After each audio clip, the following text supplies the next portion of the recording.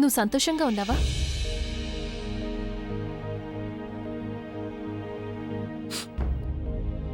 నేను సంతోషంగానే ఉన్నాను వదినా.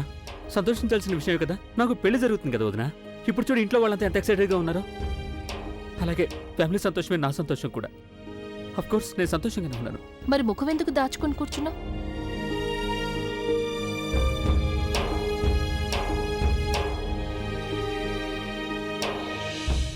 అలాగే ఆ కన్నీళ్ళు? ఇవి ఆనంద బాష్పాలు వదినా. కొన్ని చివరి జ్ఞాపకాలు వదినా. ఏవైతే కన్నీళ్లు బయటకు వస్తున్నాయో వాటికి కూడా తెలిసిపోయింది వదినా. ఇక హృదయంలో వాటికి చూడలేదు. ఎందుకంటే నాకు పెళ్లి జరిగిపోతుంది కదా. డోంట్ వరీ వదినా, నేను చూసుకుంటాను. ఆకాష్, నువ్వు అలా ఎలా చేయగలవు? నువ్వు ఇంకెవరినో ప్రేమించినప్పుడు ఇంకెవరినో ఎలా పెళ్లి చేసుకోగలవు? నువ్వు కేవలం నీదే కాదు, మరొక 2 జీవితాల్ని కూడా నాశనం చేస్తున్నావు. ఒకవేళ నువ్వు కావాలంటే, ఒకవేళ నువ్వు చెప్తే అప్పుడు నేను అర్చనతో మాట్లాడతాను. కానీ నువ్వు ఇలాంటి నిర్ణయం తీసుకోకు. దానివల్ల నువ్వు తర్వాత బాధపడాల్సి వస్తుంది. నాకు తెలుసు వదినా, కానీ నేనేం చేయను. నేను అర్చనకు చెప్పడానికి ఎంతగానో ప్రయత్నించాను. అర్థం చేసుకోవడం తర్వాత నేను చెప్పేది వినాలని అనుకోలేతాను. అలాగే ఇంట్లో వాళ్ళు కూడా. నువ్వు చూస్తూనే ఉన్నావుగా, నేను తనని పెళ్లి చేసుకోవాలనుకోవట్లేదు వాళ్ళు. నేను అర్చనకు ఏ రకమైన సంతోషాన్ని ఇవ్వలేకపోతున్నాను. అలాగే నేను ఏ సంతోషాన్ని పొందలేకపోతున్నాను. కనీసం వాళ్ళైనా సంతోషాన్ని పొందని. నేను నందుకు కనీసం ఎవరికో ఒకరికి లాభం ఉండాలిగా. దయచేసి అలా అనుకో. చూడు, నేను ఒక్కసారి అర్చనతో మాట్లాడితే. ఐఎమ్ సారీ, కానీ దానివల్ల ఉపయోగం లేదు. నువ్వు నాకు ఒక విషయం చెప్పొదినా. మనం బలవంతంగా ఎవరినైనా మనవాళ్ళని చేసుకోగలవా? లేదు కదా. ఇక నానమ్మ ఏముందో నువ్వు విన్నావుగా. అసలు ఆ అమ్మాయి నాకు తగిన అమ్మాయి కాదని. వదినా, నాకు అనిపిస్తుంది నేను తనకు తగిన వాణ్ణి కానని. నేను తనని ఎన్నో కష్టాలు పెట్టాను. నేను తనని బాధ పెట్టాను. ఒకవేళ నా లైఫ్లో ఇలాగే జరగాలని రాసుంటే nobody can change my destiny. Nobody can.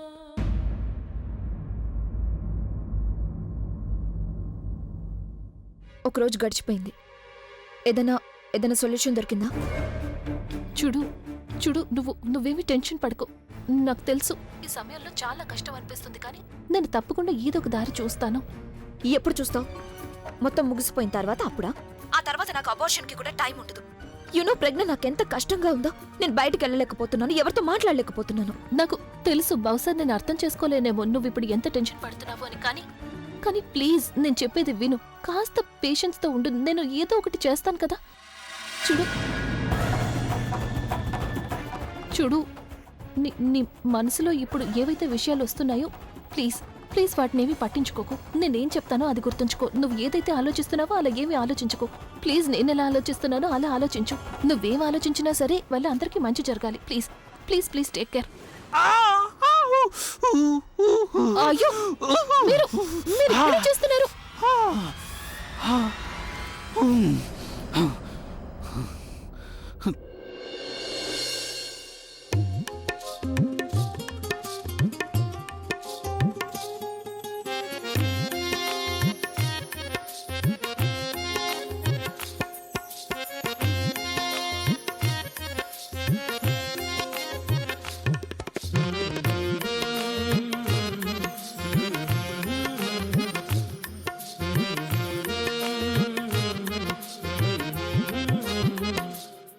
Wow, ఎంత అద్భుతమైన నేచురల్ యాక్టింగ్ చేస్తాను. ఓ అది యాక్టింగ్ ఏం కాదు. నువ్వు నిజంగానే నా కోసం ఫీల్ అవటం మొదలుపెట్టావు. అలాంటిదేమీ లేదు. నేను ఊరికే ఏమన్నా నేను నువ్వు నా కోసం ఫీల్ అయ్యేలా చేస్తానని. నువ్వు నా గురించి ఫీల్ కావటం మొదలుపెట్టిన తర్వాత ఐ లీవ్ యూ. ఇప్పుడు ఆలోచించు, నేను నిన్ను వదిలిపెట్టినప్పుడు నువ్వెలా ఫీల్ అవుతావు? చాలా బాధగా ఉంటుంది కదా నీకు? Of course you will.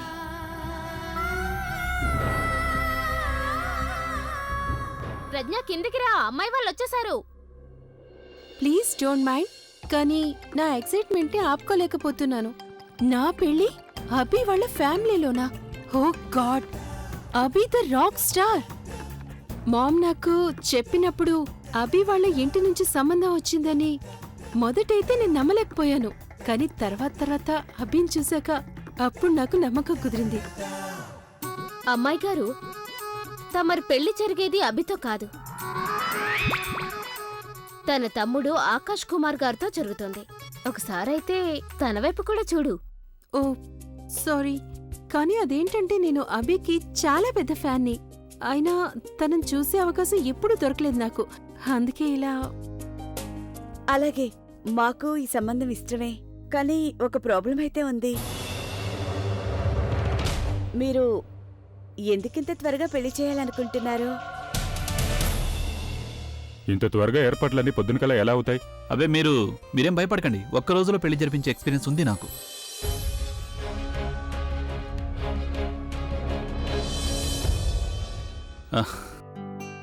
నా ఉద్దేశం ఏంటంటే మీరు కేవలం ఆలోచించాల్సింది ఈ పెళ్లిని మనం సింపుల్గా చేద్దాం. మీరు మీ రిలేటివ్స్ని అలాగే ఫ్రెండ్స్ని పిలవండి. ఒకసారి పెళ్ళి అయిపోగానే దాని తర్వాత మనం చాలా పెద్ద పార్టీ అరేంజ్ చేద్దాం, మొత్తం ప్రపంచం అంతా. అలా అయితే గనక మాకు కూడా ఏమి ఇబ్బంది లేదు. మేం కూడా మా తరపున ఏర్పాట్లు చూసుకుంటాం.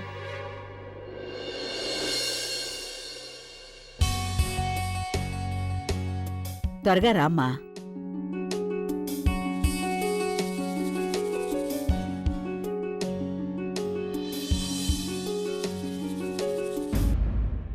మన్నించండి, అడగకూడదు, కానీ మనసులో ఒక సందేహం ఉంది. ఆ, అడగండి అడగండి. అదేంటంటే ఆకాష్ మొదటి పెళ్లి గురించి విన్నాము.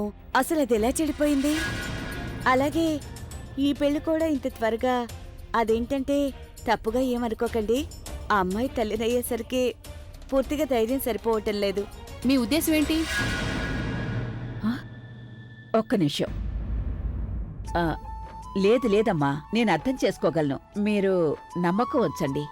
ఇప్పుడు అలాంటిదేమీ జరగదు, అంతా సవ్యంగానే జరుగుతుంది. మీరేం టెన్షన్ పడకండి. నాన్నమ్మ చెప్పిందంటే ఈ పెళ్లికి ఎలాంటి ప్రాబ్లం ఉండదు. కానివ్వండి కానివ్వండి, స్వీట్లు తినండి. ఇప్పుడిక విషయం ఖాయమైపోయింది. తీసుకోండి.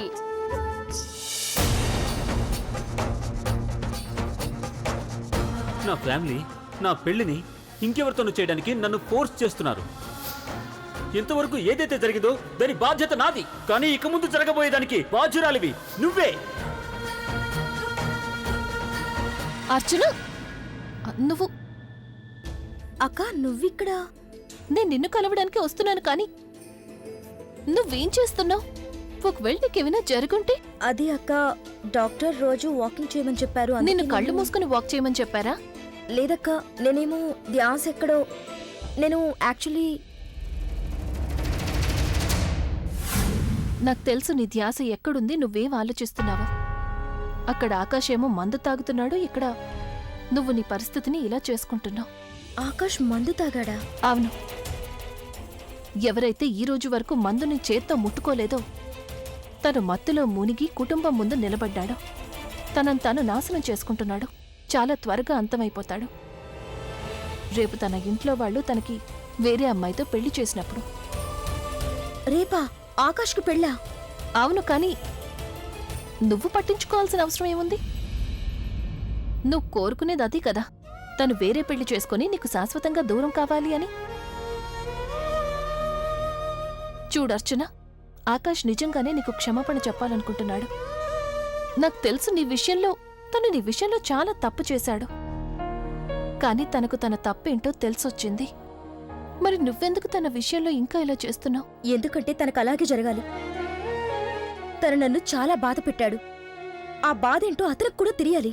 తనకు నీ బాధేంటో అర్థమయ్యింది, అందుకే తను నిన్ను ఆ బాధ నుంచి బయటపడేయాలి అనుకుంటున్నాడు. అర్చన, నీకు నీ అధికారం, నీ వంతు సంతోషాన్ని అందించాలనుకుంటున్నాడు. అర్చన, నిన్ను నువ్వు అలాగే ఆకాష్ని శిక్షించడం వల్ల నీకేమీ రాదు. నాకు తెలుసు అర్చన, నువ్వు జీవితంలో చాలా మోసపోయావని, కానీ నీకు జీవించడానికి మరొక అవకాశం లభించినప్పుడు నువ్వు ముఖం ఎందుకు తిప్పుకుంటున్నావు?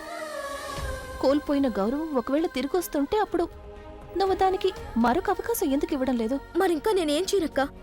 ఎవరో చేసిన తప్పుకి నేను రిలీజ్ కావడం అంటే అర్థం అంతా మర్చిపోవడం అని కాదు కదా. అయినా నేను నా బిడ్డకి తన పేరెందుకు ఇవ్వాలి? నా బిడ్డ భూమి మీదకి రావడానికి తనెప్పుడు కోరుకోలేదు. ఈ బిడ్డ నా ప్రేమ మూలంగా ఈ లోకంలోకి వస్తున్నాడు. తన వల్ల కాదు. తనకసలు ఈ బిడ్డ మీద ఎప్పుడూ ప్రేమ లేదు. అందుకే నన్ను వదిలేశాడు. అయినా తను పెళ్లి తర్వాత మారడని గ్యారంటీ ఏంటక్కా? అక్క, ఇక నేను భరించలేను. నా తలరాత మీద, నా జీవితం మీద విసిగిపోయాను. ఎంతో కష్టం మీద నన్ను నేను సంభాళించుకున్నాను. దేని మీదైతే నా మజిలీ నాకు స్పష్టంగా కనిపిస్తుందో ఆధారం వెంటే వెళ్తాను. అర్చన, ఏ మజిలీ అయితే నీకు ఎదురుగా ఉందో నువ్వు దాన్ని చూడడం లేదు.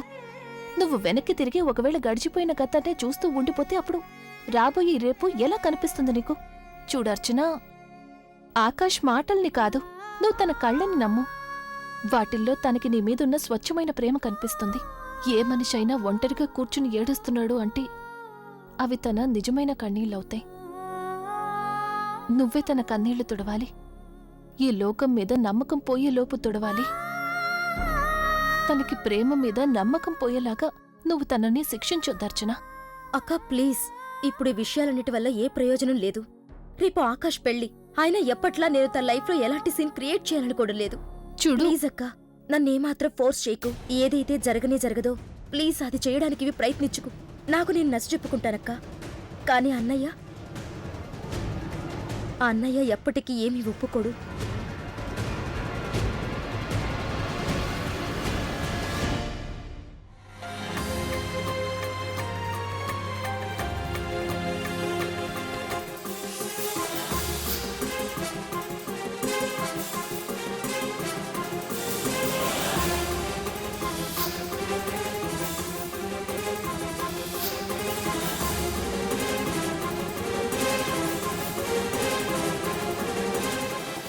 ఇంతవరకు ఈ అమ్మాయిని అర్థం చేసుకోలేకపోయాను. ఒకవైపు నాకు ప్రపోజ్ చేస్తుంది, ఇంకోవైపు తమాషా చేస్తున్నానంటుంది.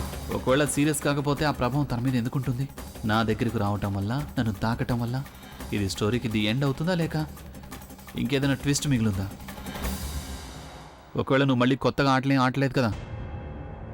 ఎక్కడికి వెళ్ళావు నువ్వు? ఎక్కడికి లేదు. ఎక్కడికి లేదా? ఇది ఎక్కడుంది? బహుశా మీకేమీ కనిపించడం లేదేమో కానీ నేను మాట్లాడే మూడ్లో లేను. ఓ, అదే కదా నీ ప్రాబ్లం. నీ మొహం చూస్తే అసలు నీ మనసులో ఏముందో ఏంటో ఏం చెప్పలేం.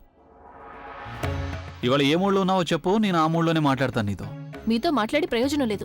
మీకు అర్థమవుతుందా? మీ ఇష్టాలన్నీ ఇంకొకరి మీద రుద్దడం మాత్రమే మీకు అలవాటు. వాళ్ళకి ఏం కావాలో ఏం వద్దో మీరు అసలు ఏమీ ఆలోచించరు. మీరేమనుకుంటే అందరూ అదే చేయాలి. అబ్బాయిలు తప్పు చేస్తారు, అమ్మాయిలు అనుభవిస్తారు. అబ్బాయిలు తప్పు చేస్తే అమ్మాయిలకు శిక్ష పడుతుంది. కానీ మీకేమాత్రం నష్టం ఉండదు. ప్రాబ్లం ఎంత పెద్దదవుతుందంటే అమ్మాయిలకు సొల్యూషన్ దొరకదు. జీవితంలో వీటికి సొల్యూషన్స్ వెతుకుతూ జీవితం జీవించడం కష్టమైపోతుంది. అయినా కూడా మీరు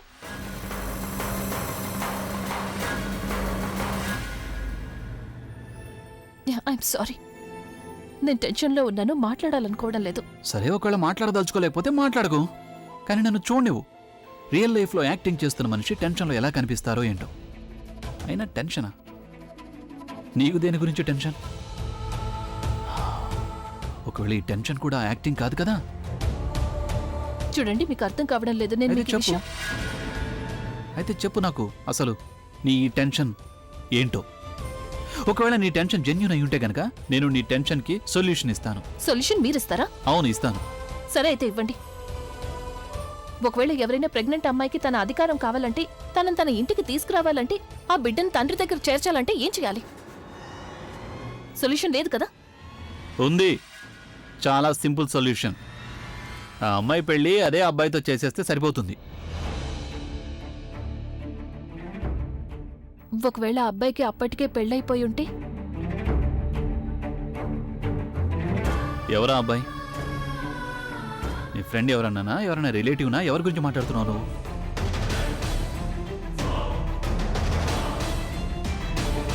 ఎవరైనా సరే. బంధం గురించి చెప్పడం వల్ల ప్రాబ్లం ఏమీ సాల్వ్ కాదు. కానీ చూడండి, వదిలేయండి. ప్రాబ్లం ఏదైనా సరే నేను స్వయంగా సాల్వ్ చేస్తాను. మీరు వదిలేయండి. ఎవరా అమ్మాయి? అర్చన గురించి ఏం మాట్లాడలేదు కదా? కానీ ఆ అబ్బాయి ఆల్రెడీ పెళ్ళైన వాడు అంటోంది తను. కానీ ఆకాష్కి ఇంతవరకు పెళ్లి కాలేదు కదా? ఏంటి పొద్దునుంచి చేస్తూనే ఉన్నావు, ఇంతవరకు పని పూర్తి కాలేదా? వెళ్ళు, దాన్ని అక్కడ పెట్టు. బామ్మగారు ఎక్కడ పెట్టమన్నారు? బామ్మ లేదు, గీమ్మ లేదు, నేనేం చెప్తున్నాను అది చెయ్యి. దీన్ని తీసుకెళ్ళి అక్కడ పెట్టు. ఏంటి రామ్ సింగ్, నువ్వెక్కడికి వెళ్తున్నావు? నేను నానమ్మ గారిని అడగడానికి వెళ్తున్నాను, ఇవాళ భోజనంలోకి ఏం చెయ్యాలో ఏం చేయొద్దు అని. పెళ్లి మా అబ్బాయిది కదా, అందుకని నేను చెప్తున్నాను ఏం చేయాలో ఏం చేయకూడదు. అత్తయ్య గారు, నేను అడగడానికి వెళ్తున్నాను కదా, నువ్వు వెళ్ళి ఇక్కడి నుంచి. ఇవాళ్టితో మీ పని అయిపోయినట్టే. నానమ్మగారు చూశారు, పైగా విన్నారు కూడా. వెళ్ళండి వెళ్ళండి. అత్తయ్య, ఐఎమ్ సారీ అత్తయ్య. అదేంటంటే కొడుకు పెళ్లి సంతోషంలో నోట్లోంచి ఏదో అలా వచ్చేసింది. ఏం పర్వాలేదమ్మా, అయినా ఇది నీ కొడుకు పెళ్ళేగా, నీకంటే ఎక్కువ సంతోషంగా ఇంకెవరు ఉండనే ఉండరు కదా. నీ మనసుకి ఏది తోస్తే అది చేసే, నేనేమి అనను. అలాగే నిన్నెవరైనా కాదంటే అప్పుడు నాకు చెప్పు, అంతా నేను చూసుకుంటాను. థ్యాంక్ యూ అత్తయ్య, మీరు నాకు బ్రహ్మలా వరం ఇచ్చారత్తయ్య. Thank you. పమ్మి పమ్మి, నాకేదైనా పని చెప్తుందిగా, ఈలోపే జారుకుంటాను. నువ్వెక్కడికి వెళ్తున్నావు? ఇలారా. అది నేనేమో అదిగో అక్కడ హల్వా తయారు చేస్తున్నారు కదా, అందుకే వెళ్ళి అది చూద్దాం అనుకుంటున్నాను. వాళ్ళు ఏం చేస్తున్నారు. అది వదిలే, నువ్వు నాతో పాటు పద. ఇవాళ్ళేగా నాకు ఒక రోజుకి లైసెన్స్ వచ్చింది, దాంతో మొత్తం నెల పనంతా చేయిస్తాను. నువ్వు పద నాతో లేదు పాటు. అత్తయ్య గారు, వినండి ఒక్కసారి నా మాట. అక్కడ పద. Halwa. Alia, just make sure it's done fast. Don't worry, I take care of this work. Cool.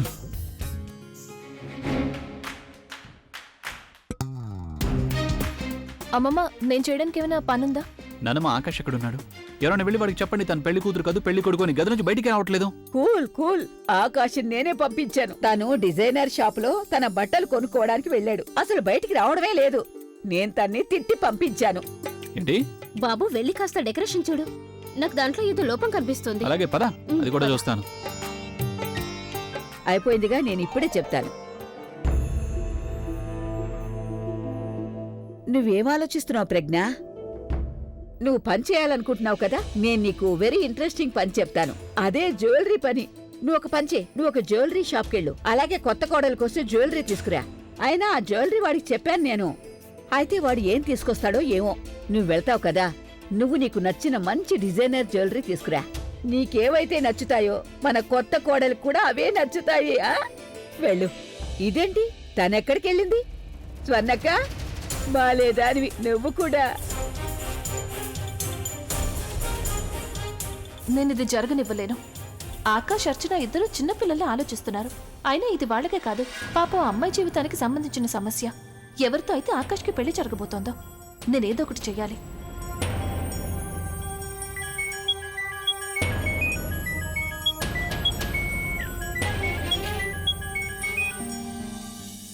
ఏంటి ప్రజ్ఞక్క? అర్చన, నేను నిన్ను కలవాలి.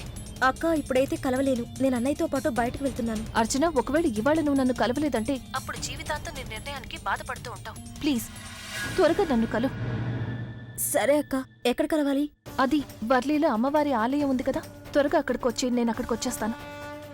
సరే, నేను వస్తాను.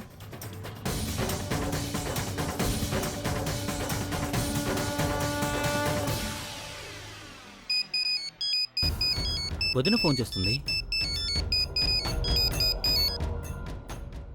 ఏంటి వదినా? ఆకాష్, నేను నిన్ను కలవాలి, చాలా అర్జెంట్. అందుకని త్వరగా వర్లీలో ఉన్న అమ్మవారి గుడి దగ్గరకు వచ్చాయి. నేను అక్కడికే వస్తున్నాను. అలాగే అలాగే చూడు, ఇంట్లో ఎవరికి ఏవి చెప్పకు. సరే వదినా, నేను వచ్చేస్తున్నాను.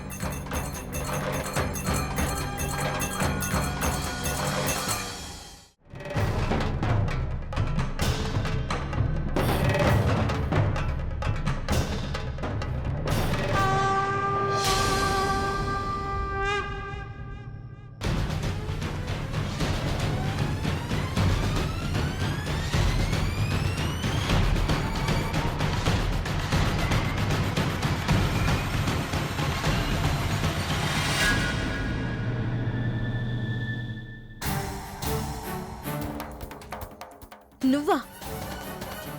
అయితే నువ్వే నన్ను ఇక్కడికి పిలిపించావా? నీ వల్ల కాలేదని ప్రజ్ఞ వదిన సాయం తీసుకున్నావా? This is too much. సిగ్గర పెంచడం లేదా నీకు? ఈసారి నేను నిన్న ఇక్కడికి రమ్మలేదు. Leave me. అలాగా? అంటే ఇలా నీ పెళ్ళయ్యే రోజు మనం ఇలా గుళ్ళో కలుసుకోవడం కోఇన్సిడెన్స్, రైట్? అనుకోకుండా కాదు.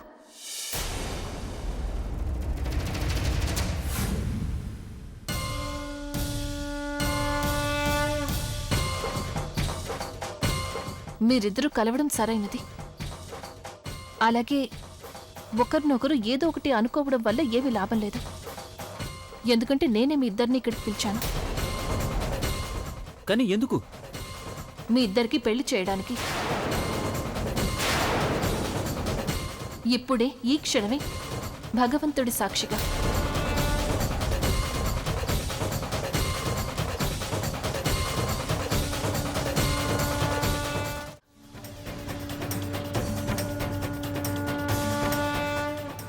అక్క పెళ్ళా? ఇప్పుడా? అయినా అది కూడా ఆకాష్తోనా? అక్క నువ్వేమి తమాషా చేయడం లేదు కదా? అర్చన, నేను నీతో తమాషా చేయడానికి ఇక్కడికి పిలుస్తానా? వదినా, అదేమీ పాసిబుల్ కాదు. నీకు జెన్యున్లీ ఐడియా ఉందా నువ్వేం చేస్తున్నావో? ఆకాష్, నేనేం చేస్తున్నానో నాకు తెలుసు. నేనేదైతే చేస్తున్నానో బహుశా అది తప్పై ఉండొచ్చని నాకు తెలుసు. కానీ మీరేం చేస్తున్నారు? మీరేమో మీ జీవితాల్ని తమాషా అనుకుంటున్నారు. ఇప్పటికీ మీ వల్ల తప్పు జరిగింది. ఆ తప్పు నుంచి మీరేమీ నేర్చుకోలేదా? ఈగో పెట్టుకుని, కోపాలు పెట్టుకుని జీవితాల గురించి నిర్ణయాలు తీసుకుంటున్నారు.